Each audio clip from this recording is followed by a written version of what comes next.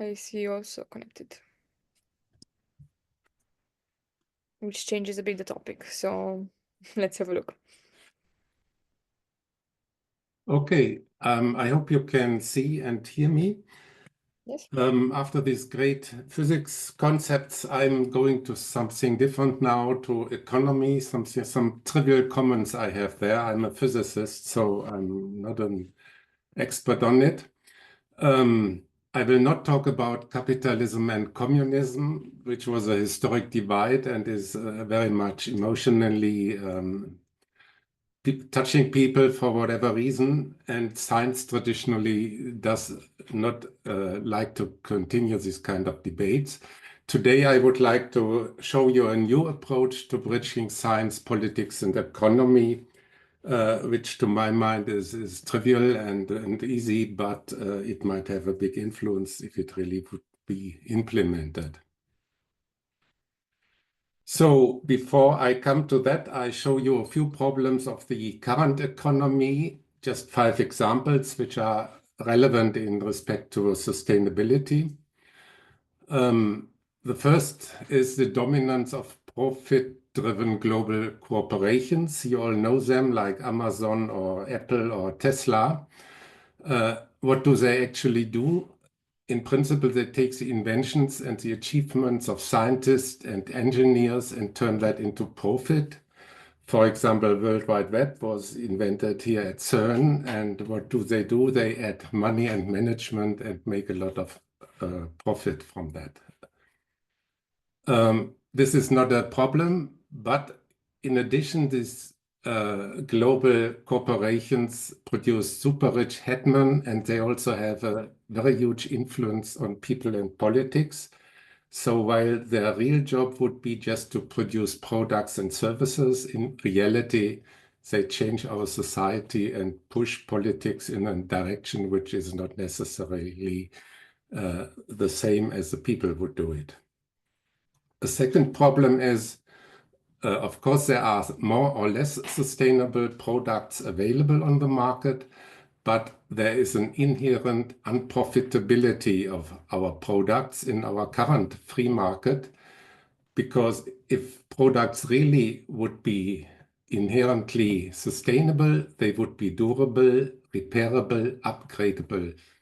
And if they have all these properties, of course, you sell them to the people not every day, but only once maybe, or every 10 years. So that drops the sales volume, and proportional to the sales volume would the profits drop. So no real company wants to have this sustainability at this level. An example you all know is the mobile phone. Typically, people want to have an upgrade after 2 years because, for example, the battery is bad, or they want a better camera or more memory.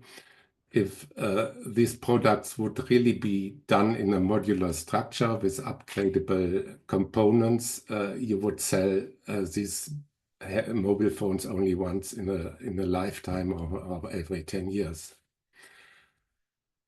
A third problem is not everything which the people would like to have are naturally produced on the free market. For example, a safe and transparent communication and information tools are very important in today's societies, and it would be very good if there would not be a commercial interest, spam tracking, making money from personal data, and so on. A rather good example is Wikipedia or Twitter in the old days, but that is not the state of the art today. So we would need a better email system, SMS, social media, search engines, and nowadays especially also artificial intelligence systems, which are open source, which are transparent, and which have customizable algorithms. They should have user identification, but also anonymous usage should be important, and there should be high standards against the misuse of personal data. But as you know, nowadays, every app on your phone which shows you the weather of your location also sells the tracking data of yourself to the market. A fourth problem, which is also easy to see, is that a lot of the response on the market is too slow to respond to, for example, to the climate crisis. Just an example, the USB-C was invented 10 years ago, and only today we get universal USB-C chargers for mobile phones, so you don't have to buy a new charger every time you get a new phone or a new laptop. A fifth, and this is then my last example of negative things in the free market, is that political initiatives are very much constrained by the global market inertia. What do I mean? It's very hard to change basic industries by politicians because they are very strong, and there's a very strong influence and lobby on these traditions. We have seen that in a talk this morning, for example. So you have, for example, the fossil fuel industry, which has a very big impact on politics, and it's very hard to change that. There's green paradox and many other things which you can discuss. My point is, a lot of people say the free market will solve everything, but this is completely wrong to my mind. For example, slavery was not abolished by a free market, but by force and law, because to have slaves is very good for a company to have more profit. Yeah. So in the same way, today's destruction of biodiversity will not be abolished by a free market, but we have to have a redesign of the market and updated economic laws. So I now come to the research organizations, which you all know. CERN is a prototype for that, but there are many other international research centers. Typically, they are non-profit, publicly funded, and they are working in a global collaboration. A lot of them are democratically structured with expert-level decision boards. We heard about all the reports which are prepared by the students and the professors now about the future of the linear colliders, for example. So there are several levels of decision boards to come to the aim and to the activities of these institutions. The efficiency of these institutions, like the invention of the World Wide Web or the production of Higgs particles, is not by competition as on the free market, but by cooperation. And in industry, it's completely the opposite. For example, if BYD nowadays produces small, efficient, and affordable electromobility, why don't we cooperate and ask for cooperation in design and production? Instead, the free market in the Western society, for example, suppresses this product by tariffs in Europe, but especially in the United States also. So the question is, what is better, competition or cooperation? And I think the success of science shows you that cooperation is the best and fastest way to come to the best solutions. So how do we transfer the scientific institutions to the economic area? The concept I just call democratic capitalism is easy. You have international non-profit organizations. The task of this organization is to produce a certain sustainable product. This product is then sold globally to consumers or also to other companies and states. And the revenues for this product is then used for fair salaries. So there should not be the workers getting too little money and the managers getting far too much money for that, for what they do. And the real returns of these projects then go back to the member states. And on the right side here, you see the same as a diagram. So you have several member states because typical things on the global market are too large to be done by a single state. These member states give money to the institution. So this capital could come from bonds, for example. which is an efficient way of a state to get money. Then you have elected committees of experts on different levels, and like in CERN, for example. And at the end, you see the democratically governed economic entity, which produces a certain sustainable product with employees which get fair salaries, including the management, and the revenue then goes back to the member states according to some shares which are defined in the constitution. So this is a very simple concept. We know that it works for science, so it will also work for industry in a very efficient way. So what is the advantage of it? First of all, you have a democratized control of the key global industries. Also, of course, assuming that the states give the money in a somehow democratically controlled ways, like in the Western countries, for example.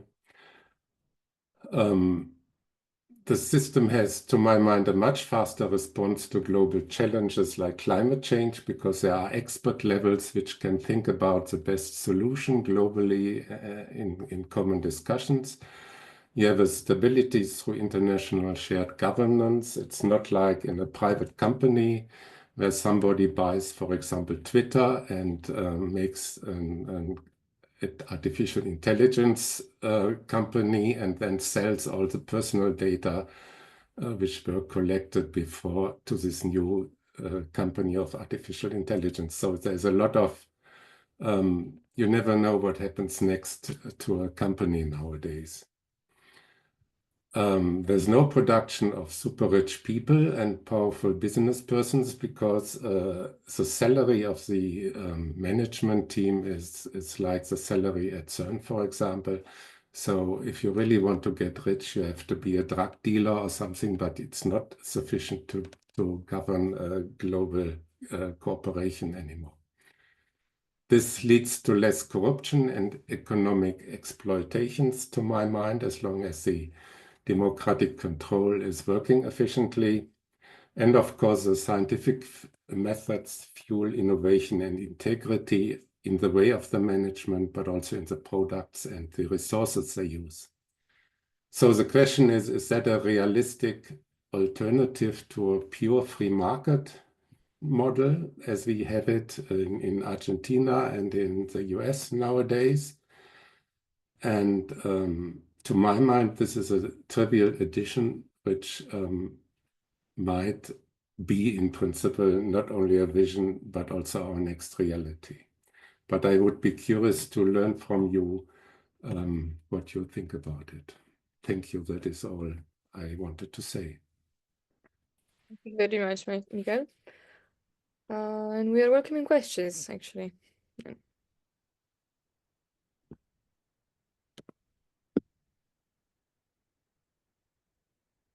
And I see one from Thomas. Please go ahead. Yes, so I think it's a very interesting, attractive vision.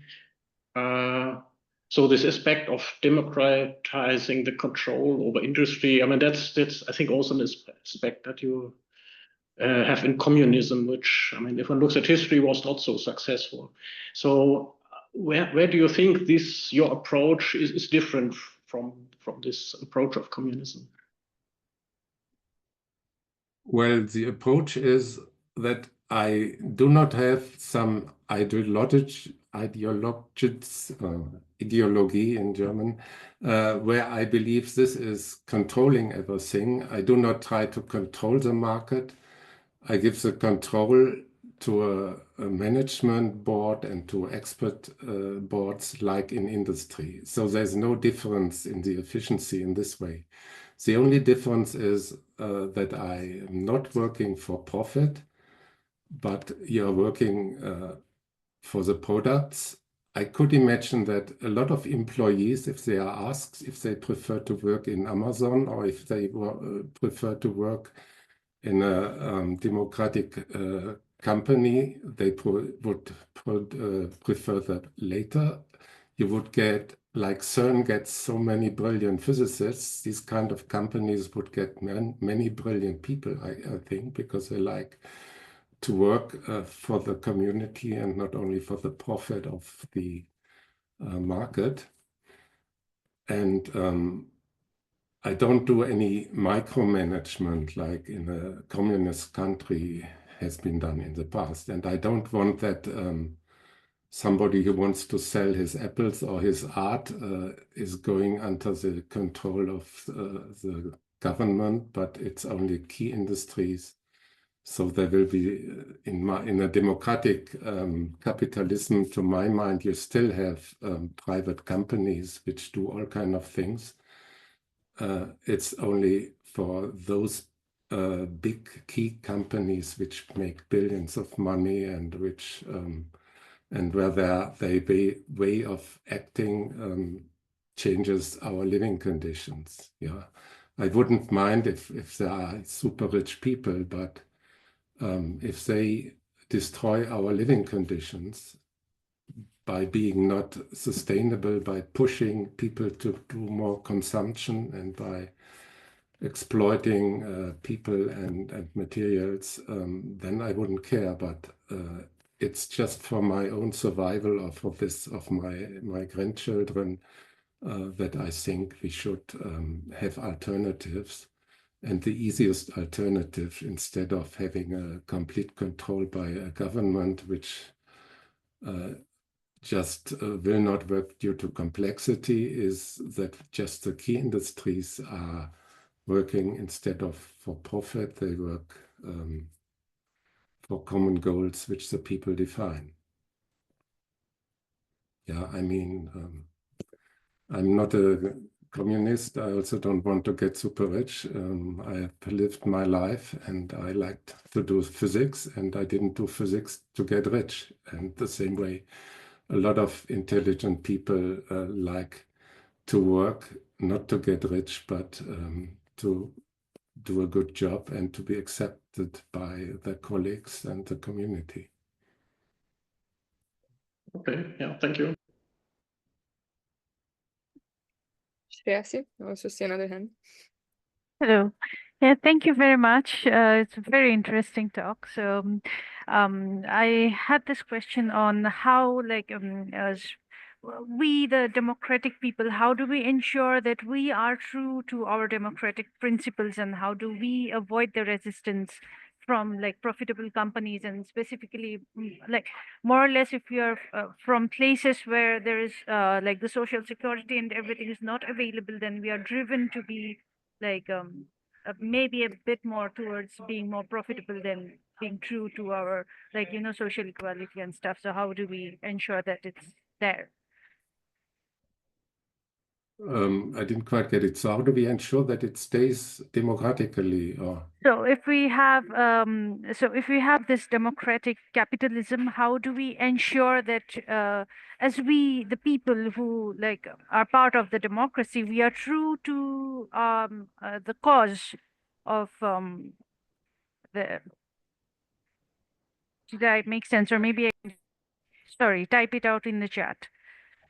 yeah, I mean, if there's a private company who does the things better, why not taking their products? Yeah, my idea is if there's just a group of people and a few countries which think they should do it, and they produce, for example, a car which is at a good state and has very sustainable properties, and another company makes a better one, why not buying the one from the other country? But I'm pretty sure that if there's one company which makes things at a very high level, the other companies would have to do something similar also. Yeah, it would push the whole market into a more sustainable direction, because otherwise people will not buy their products anymore when they see you can get a mobile phone which works for 10 years. Then they would not buy one which is outdated after 2 years. So in this respect, I'm still there's still the competition of the free market, but we do not depend, so the people do not depend, the consumers do not depend on these private companies which want to continue fossil fuels or whatever. Yeah, these consumer ideas. And it's very hard to change the global market politically. And therefore, I think if you just add additional companies which are democratically ruled and which have good ideas and good standards, then you can change the global system this way, because otherwise politically it will not work. Yeah. Also, why not cooperating with non-democratic countries like China or others? If they do good things and they produce good products, we should use this knowledge, like we also cooperate in science with China and other countries. Yeah, it will be to the benefit of the global societies, because we have to we have to save our planet, and this will be a hard job. And before we all die, we have to find new solutions.